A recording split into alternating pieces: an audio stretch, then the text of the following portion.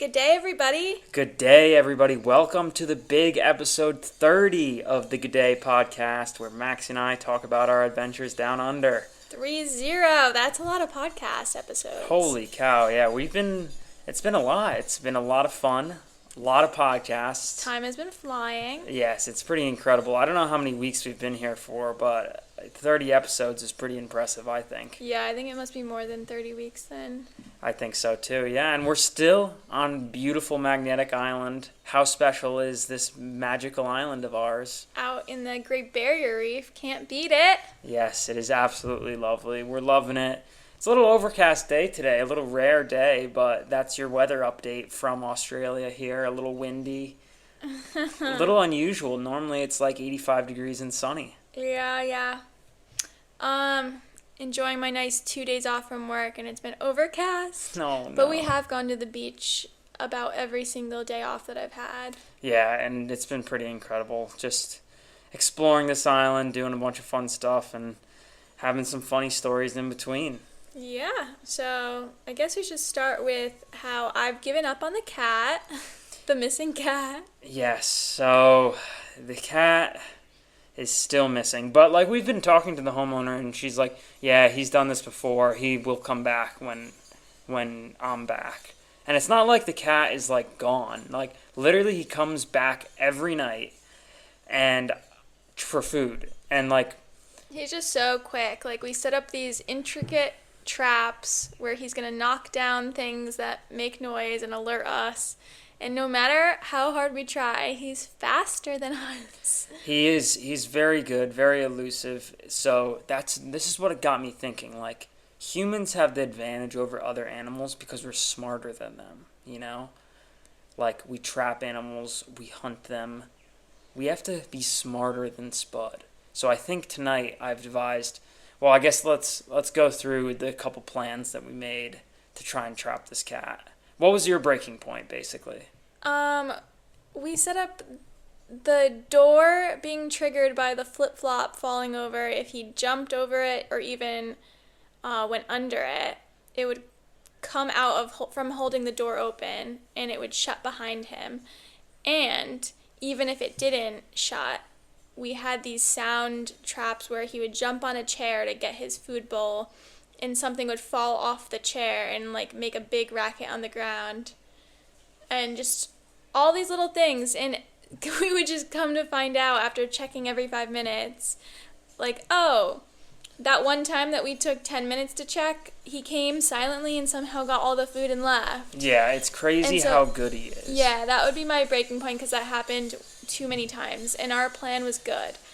So I think the next night then I was like, all right, I'm going to stake him out. So I gave up. So I was like, Corey, this is all in your court. So I sat on the front porch, or the back porch, where he always comes to get his food, and I sat there for probably an hour, kind of just sitting there watching and silently, and then eventually I go in and, like, just for like 10 minutes probably, and I'm like, all right, I'm done sitting out here, he's not coming tonight, and then I, like, go back out and I check, and I see Spud, the cat, like, stuck in the door, kind of, but not stuck, just like hesitating, like about to go into the back porch where we leave the door open, and I like freeze because I want him to take a couple steps further inside the house so then I can pounce on him and shut the door behind him. But he sees my shadow or something and then immediately like turns and runs away before I can even like get outside. And then, all right, then I'm like, oh, my God, I think I can get him. I'm going to go and sit on the porch again for a couple, like, maybe, like, a couple minutes and see if he comes back at all. Because I don't know if he's scared, if he saw me or something, or he just got startled and ran off. So I had my chair set up in the corner, and I just wanted to keep it pitch black. I didn't want any lights on.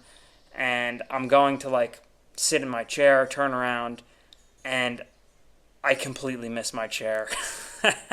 I like sit directly on like I'm like leaning back, and because it's one of those like outdoor lawn chairs kind of thing, so I like sit back, and then like when I think I'm like I just like fall back expecting to land in the chair, but no, I completely miss the chair and land straight on my butt, and make the loudest noise. So there goes those efforts to get Spud the rest of that night. And Maxie was so excited because she thought I got him. Yeah, I really thought all that racket was you catching him. Because not only did you fall on the ground really loudly, you pushed the chair back against the wall of the porch. And it made a big noise. And it made this noise that sounded like the screen doors slamming shut. Oh, yeah, that was a big-time fail. Like, I know we can get this cat. I just don't have it in me to care enough at this point because, like, he doesn't want to come in. He's done this before. The homeowner is kind of okay with it at this point. He's the only cat with the collar. I wonder why. Yeah, because he gets off. So... And it's like he's been wanting to come in a little more because 2 nights ago, we didn't even set any trap up. We didn't set anything up. No food. We didn't leave any food out for him. And I just, like, was going to go put something in the refrigerator, like put our dinner in the refrigerator from the night, like, and I just look outside and he's sitting right outside the door, and I'm like, hey Spud, and then I try and open the door and off he runs. So like he wants to come in, he doesn't want to come in. I don't really know. It's just annoying. It's been like a month of him out there. It's been a month, yeah. But so he's probably ready, but he's stubborn, and we're kind of getting excited because. Are you going to tell the story of last night? Yeah, so last night... We're getting excited that we might actually get him, but I still don't want to give him my energy, so I'll leave it to Corey. No, I'll help with this one, actually. So I've found out the times that he comes is between, like, 9:15 and 10:30. So I was, like... I set up the trap earlier and periodically would check, like, every 5 minutes, 10 minutes, until 9:15. And then at 9:15, I went and staked out behind the door. And I could only see, like, a little glimpse. He couldn't see into the door because I had it, like, set up where he wasn't able to see me. But I could see, like, a little bit outside the window. And waited, nothing. And then I was like, all right, I'm going to go to bed in 5 minutes. It's, like, 10:30. And then I stay there for another minute, and I see a white face coming out of, like, the darkness. And it was Spud. So I watched him, like... jump up onto the porch railing, eat the little bit of food that was right there, and then walk inside the house and start eating the trail of food that I left to his bowl. And at that point, when he walked inside, I should have been a little more patient and let him get inside a little bit more. But at that point, I silently opened one door, because there's 2 doors. There's a screen door and the wood door. I silently opened the wood door, opened up the screen door, and as soon as I opened up the screen door, he heard me, and he, like, as quick as lightning, jumped on the rail, and then off he went. So if I waited a little bit longer, I might have been able to get him a little bit better. But... So we're getting excited, so I'll help Corey with his next plan. Yeah, so my next plan is to attach a string to the door, and... To hold it open. From the main entrance of the house, where Corey waits... Yes. In the darkness. And then that way I can just release the string and the door will shut right behind him and there'll be no noise from my end. And hopefully that'll do it. And that's like as good as it's going to get, I think. That's like the most divisive trap. That's Plan Z. Yeah, that is truly Plan Z. The final plan. But that's our Spud Talk of the week, guys. And also, yeah, that's the Spud Talk of the week. Hopefully that's not too boring for you guys. But we're in this mental warfare with this cat. Yeah, Corey hung up a bed sheet from the drying rack. The line where you clip the stuff to hang dry. He hung up a sheet. He set his chair up behind this sheet on the porch and was just hiding from him, waiting for him to come. Like, this is serious. This is no joke, guys. This is a big deal. And it's not a big deal to the homeowner because the cat's out, but it's a big deal because this cat has been outsmarting us. Yes. And he's getting under our skin. Well, it might be a big deal to her. I don't know, but we just want a good review at the end of the day, so gotta get him back. Yeah, that's that. And in other news, we've been watching White Lotus. We're a few years behind everyone else. Yeah, I think it came out a while ago, and we just watched... I mean, they're short seasons, 7 episodes, but it's like... Yeah, I think it's like a week-long season. Like, everything happens within a week of vacation at the White Lotus Hotel. And someone recommended it to me, did not tell me what it was about, and just said you would really like it because you like to travel. So we finally gave it a go. First season was in Hawaii, second season Italy. And yeah, I think we kind of like it. It's like a weird show. Like, It's fun because it's a mystery show. You see what happens in the very first scene, but you don't get enough information. And you're dying to know what this yeah, like scene what's is about. going on? Like, how does the end scene happen? But So you have to get through the whole week of the vacation at the hotel. yeah, I don't know. It's kind of got like a very negative undertones, but it is definitely like an interesting, like mystery drama, I'd say. And half of you have probably seen it, so Yeah. we probably don't need to explain it that much. But we don't really like the themes of the shows. They're just quite negative, so we'll probably not watch the next season if they make one. Yeah, but we were asking ourselves, where would the next season be if, because the White Lotus is supposed to be like this super fancy hotel, the rich of the rich go there, and it's in these beautiful locations. One was in Sicily and the other was in Maui. Yeah. So, like, we were talking and we were like, what would make a good, like, beautiful show? And I thought either, like, Montauk or, like, Palm Beach. Palm Beach. I think Palm Beach would be the best one. Because it's about rich people, too. Yeah. I was thinking Morocco and that kind of thing, but I think Palm Beach is a great thought, Corey. Yeah, Palm Beach would do well. Yeah, but our review, what's your total, how many stars for White Lotus? I'll give it 4. Yeah, 4.1. It's pretty good. Yeah, I like it. It's pretty good. It's just like I don't like the negative themes. I'm more sensitive to that kind of subliminal messaging than a lot of people are.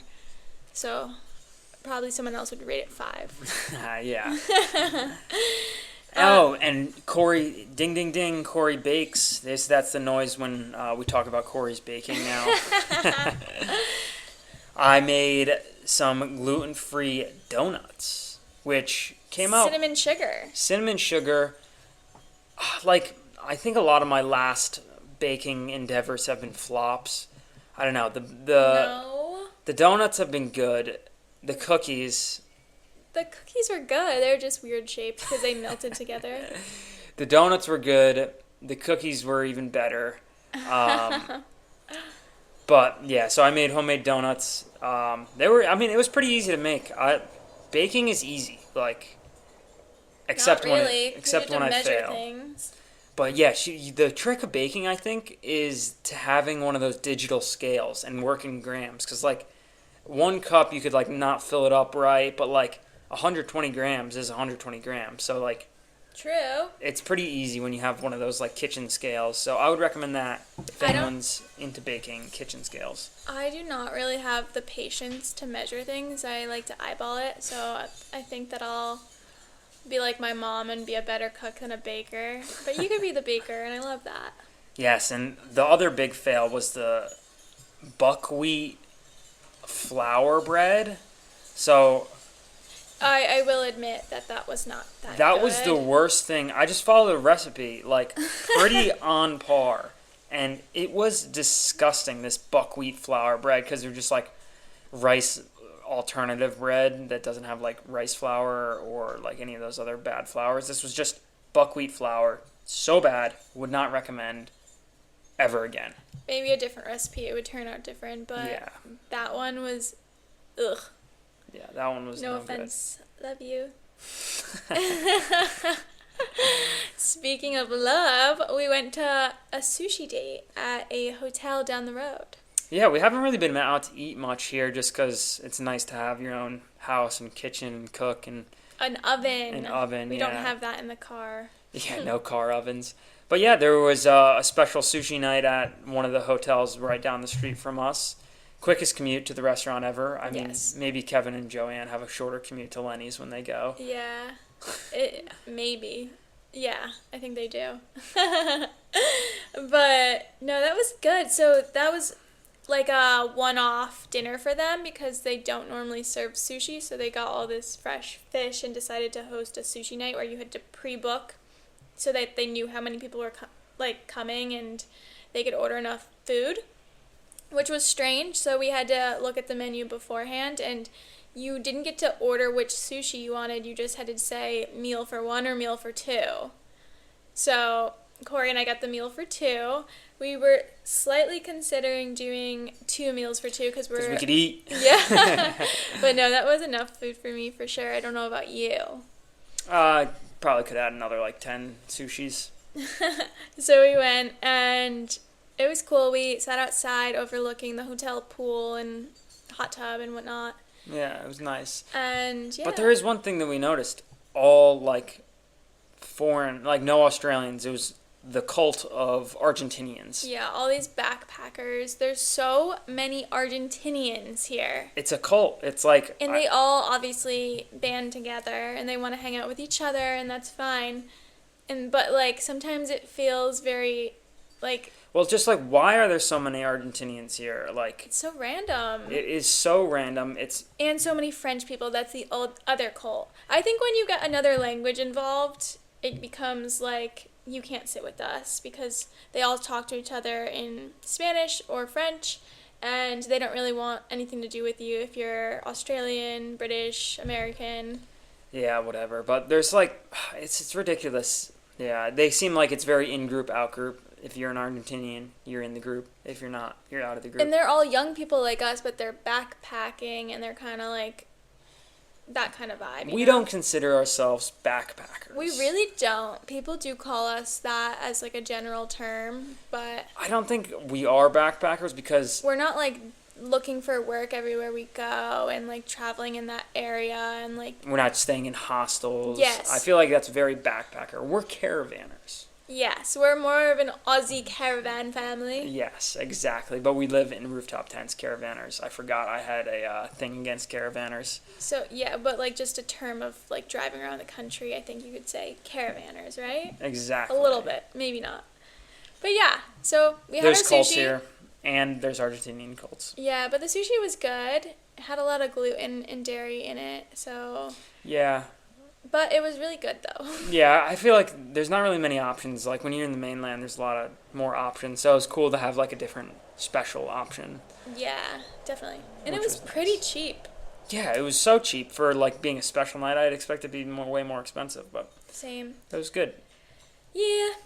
And we've been doing our yoga. Yeah, getting back on our yoga kick. And so we've been doing yoga down at the beach, which is, like... The Esplanade. Yeah, like a mile away from the house, and usually it's like nice, good grass. You could like nice, cozy, Good views and palm trees. But when we went down this particular day, there was like it's school holidays right now. school holiday. Yes, there was about 40 children playing laser tag during the day.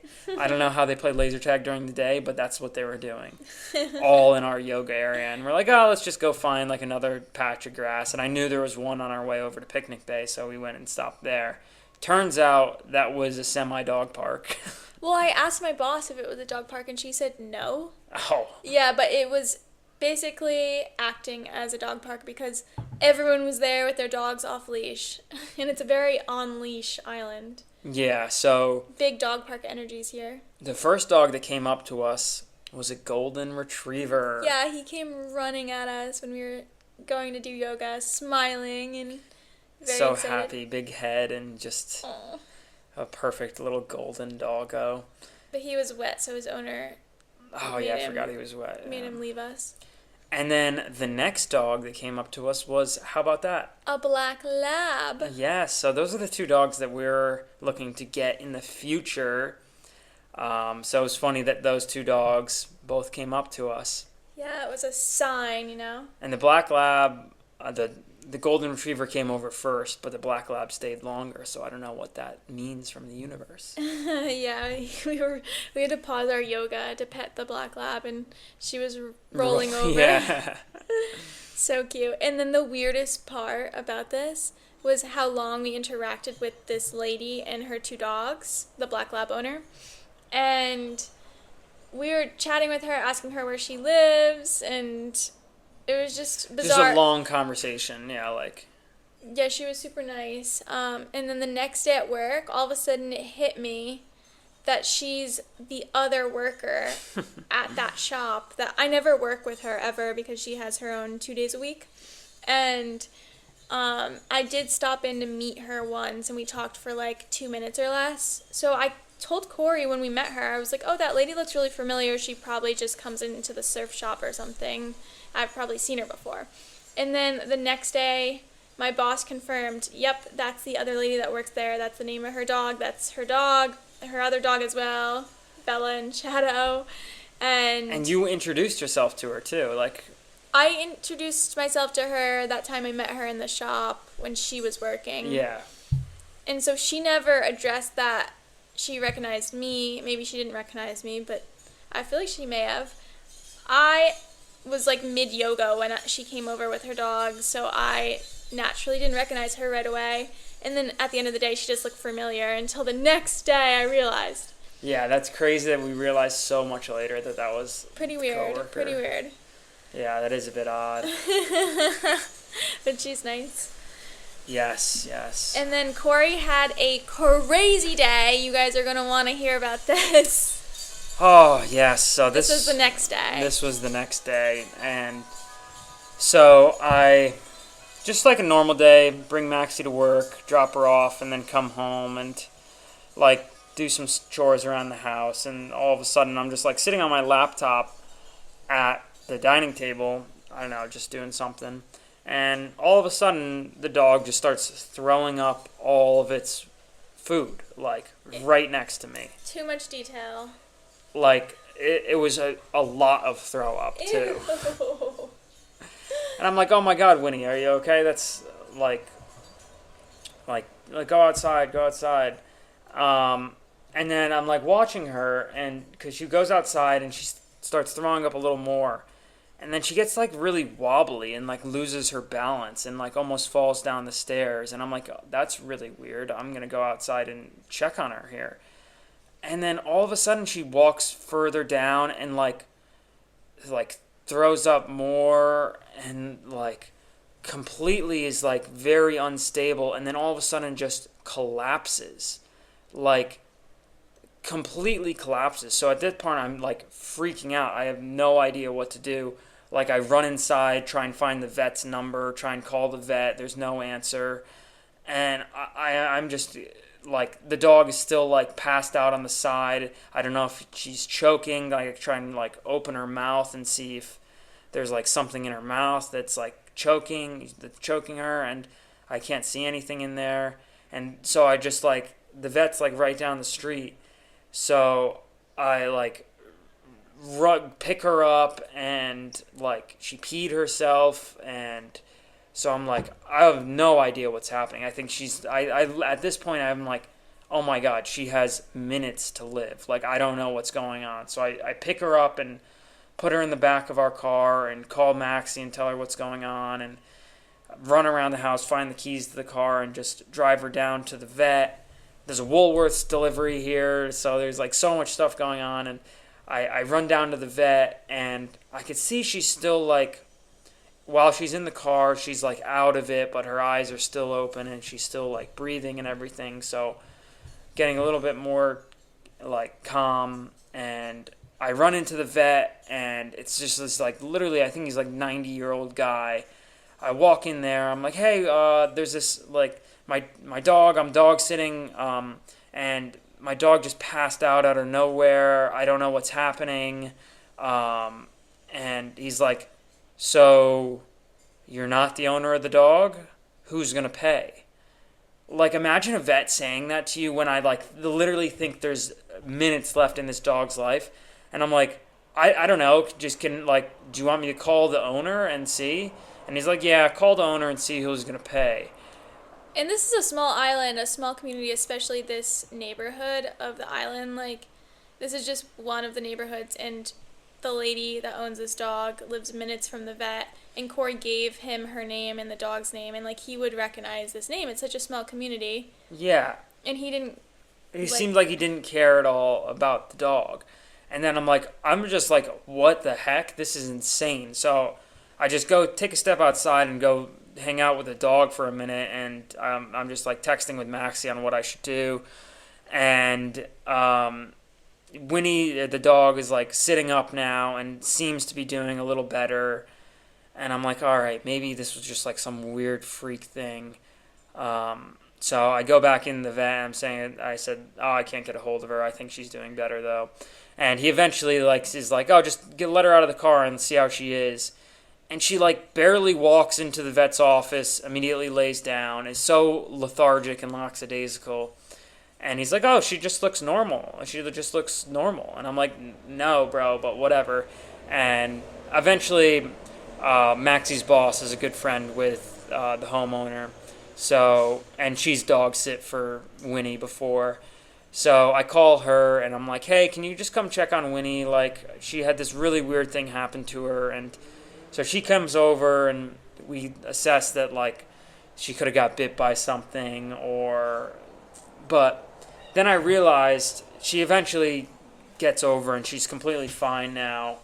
But that was just, like, probably the most terrified I've ever been in, like, a dog situation. I thought I was running to the car with a dog that had, like, minutes to live. So it was just, like, an absolutely terrifying day. But what we assessed was that there's cane toads here. I think we've talked about the cane toads. Basically, a really invasive species that was meant to do with something with the sugar cane plant, but they didn't. And they're also poisonous to dogs. Like, they, like, if they lick them, they'll have, like, hallucinations and stuff and start foaming from the mouth. So I think that's what happened. She, like, licked a cane toad because the night before I saw a couple of cane toads around the her bath in the yard. So I think she might have got into them there and had some cane toad poisoning. But boy, that was terrifying, that experience. Yeah, Corey and I were texting while I was at work, and we were just, like, joking about things and, like, having a very lighthearted conversation, and I was texting back in response to something, and then all of a sudden he calls me, and he's, like, in full-blown panic mode. I was freaking out. And I'm like, how did this happen so quickly? It happened, like, the dog went from being normal to, like, I thought was going to die in a matter of 2 minutes. Maybe not even 2 minutes. Like, that's why I was freaking out, yeah. Scary stuff. Yeah, but Winnie's good. Winnie's all healthy. She's, I like that, like, I saw another cane toad and I kicked that thing into Kingdom Come. And did you say that my boss came and hung out with you guys? Yeah, your boss came and hung out and everything was good. And she's been getting better. Yeah, she has been getting better. She's still got this little bit of a cough, but I think she's fine now. And I texted the daughter and made sure she knew what happened at the vet, because I feel like for a vet, that is the most ridiculous thing you could ever do. Yep. No compassion there. Yeah. And about another thing happened to me about an hour or two later. I was just, like, going to the fridge to clean out. Maxie made this cashew milk. Actually, you made it for me. Thank you. Yeah.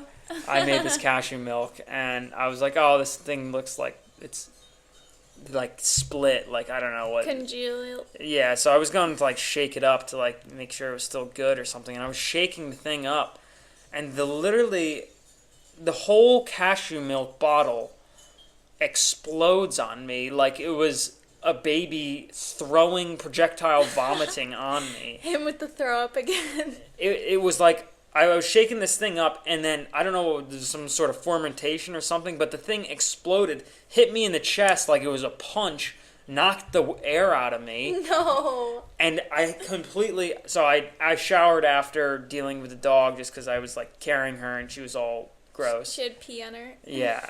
And so then I just as getting out of the shower, shaking up this milk, explosion on me, immediately go back and shower. So that was a crazy, crazy day for me. But you have to be grateful that the fridge is outside, because then you would have had to be mopping a sticky indoor floor. Yeah, you got to be grateful the fridge is outside. And you got to hose the outdoor porch down, right? Exactly, yeah. Easy. And also that day... Yeah, this might have been Corey's worst day, because so I was at work, and I'll give you guys the little rundown. This French boy, this blonde French boy, long, like, surfer hair. I thought he was an Australian, but he spoke good English, but then at some points he wouldn't understand. He came in with two girls, very backpacker vibes, you know, like, two girls just, like, wearing bikinis, whatever. and he picks out a shirt and he tries it on and he's like, oh, this makes me feel like I'm in the Outer Banks show. And we were like, yeah, you should get that shirt. And then he was like, this is a medium, should I go small? And me and the two girls were like, no, that looks good, get the medium. And he's like, I don't know. So anyways, he ends up getting it. It's $90. And he's like, oh, it's $90? Because he didn't even look at it. He kind of just made this like quick decision to try on this shirt and buy it. And he goes, whatever, I'll get it. So he buys it, and he goes, can I have the receipt in case I have to come back to, like, swap it with the small? And I was like, yeah, sure. So, anyways, my boss comes in later that day, and then it gets really busy in the store, and all of a sudden she's asking me, like, oh, did this boy right here in the changing room buy that shirt earlier? And I was like, oh, yeah, I recognize him. Yeah, he said he might want to get the small. So he's trying on the small. And he's making this, my boss is making this big fuss about how he looks better in the medium and he should just keep the medium, and how if he buys the small, he can only put it in the wash and then he'd have to hang dry it because the dryer would ruin the weave. And anyways, if he does wash it, he has to iron it to like loosen the weave so it's not so taut. And he's like French and he barely understands what she's saying, and it's like this big fuss, okay? And anyways, I'm just listening in, and then finally he decides to swap it for the small, and then she walks away to put the medium back on the shelves. And when she's gone, he says to me like, oh, I came back because I wanted to know your name. And I said, oh, I'm Maxie, what's your name? And he gave me his name, I don't even remember. And he was like, so what are you doing later? Like, do you want to go on a date after you're done with work? And I just was dumbfounded. Like, I literally, like, lifted my hand, looked at how I had, like, these 2 rings on, and I go, I'm married. Because I would think that it would be kind of obvious. Like, I'm standing, like, with my hands on the counter. And so it's just another reason for me to hate the French more. So then he like swore like a little bit in shock, and he was like, oh, I'm sorry. And I was like, oh, no worries, you made my day. And then he didn't understand what made my day meant. And then he was just like, oh, you were just so nice and smiley, and I just thought that I would come back. And I was like, no worries. And so then he left. Oh, and my gosh. This lady who had already bought something earlier in the store, she was back shopping again. And the first time she was there, she was such a soft talker. Like, I could barely hear what she was saying. But then right after this kid left, after that interaction, she came up to the desk and she goes, did he just ask you out? Oh my gosh, he just asked you out. And I was like, yeah, but I'm married, so sorry, guy. And then my boss came running over and she was like, what happened? And then this lady and my boss were rolling laughing about how I just got asked out by this French boy. Yeah. They just felt so bad for him. Oh my gosh, that's so funny. I cannot believe it. It was actually very funny, very flattering, but I have the best husband in the whole entire universe. And I went home and told Corey that to put the icing on the cake. Oh my god, that was so funny. Day. I was not expecting to hear that. That was hilarious. Oh, yeah, it was a funny story. You should have saved it to told me on the podcast now. Oh my gosh. Imagine. Nah, I can't even keep any information to myself. Yeah, so that... Well, no, I can keep secrets, but I will probably tell Corey. Sorry, guys. Yeah, that was an absolutely hectic day. Holy cow. So funny, though. And we're glad Winnie's good and the cashew milk is thrown out. Yes, it was getting gross, so thanks for dealing with that. Oh, that is too funny. Oh my gosh. But back to the cats. The fat cat loves us now, guys. Yeah, the fat cat that's not Fat Spud loves us. Like, this is the cat that the owner was like, oh yeah, you'll probably not see much of. She takes a lot to warm up to. But this cat, literally, we try to not sleep with any animals in our room because we learned the first week we slept with, like, the windows open and the dog in our room, and it was so noisy and whatever. The outside animals, the inside animals. So we're like, we don't want to sleep with any animals in our room anymore. But when we shut the door one night with no animals left, the fat cat wanted to get into our room so bad. He was like she was clawing at the door and like wouldn't accept no for an answer. And then for the last couple nights, she's just slept at the foot of our bed every single night. Yep. And she loves us. And she sleeps on my side of the bed when I'm not there. Yeah, all the cats now sleep on our bed during the day. I don't know why, but it's just... Yeah. They just all love us now. So the one that's missing is missing out. Yep. Missing out on that good love. Because all these cats are probably going to be like, yo, where were you? These these house sitters were so good to us. Yeah. And we ate so much food. Yeah, I feed them constantly. But speaking of food... Yeah. We are doing an alkaline diet. Just for a couple days. Yes. It's for spiritual enlightenment. Yeah, we are raising the Christ oil. We are getting spiritually evolved. We are ascending ourselves, you know? Yes, and we're only going to do it for like 3 days, but this diet is basically just eating vegan, but no rice, no beans, no starchy vegetables. So it's like no bread. No bread. It's all completely gluten-free. So it's like extreme veganism. But don't worry, guys. We're just doing it for a couple days.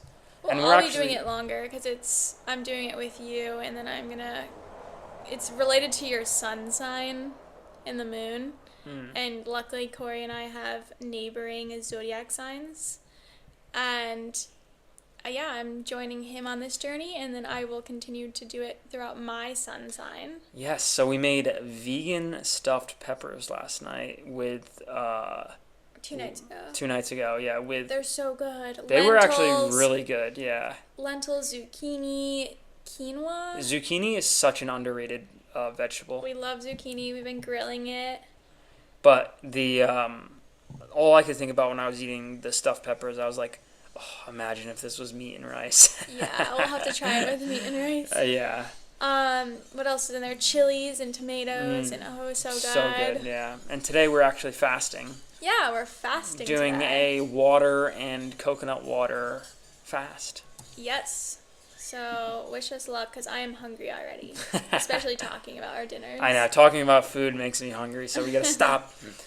So shout out to our spiritual enlightenment. Wish us well. But I think that's all for this week, guys. There's not really much else going on. We had a fun week, kind of exciting. The Winnie and Max getting asked out on a date are probably the two big stories of the week. My husband takes me on sushi dates. Yes.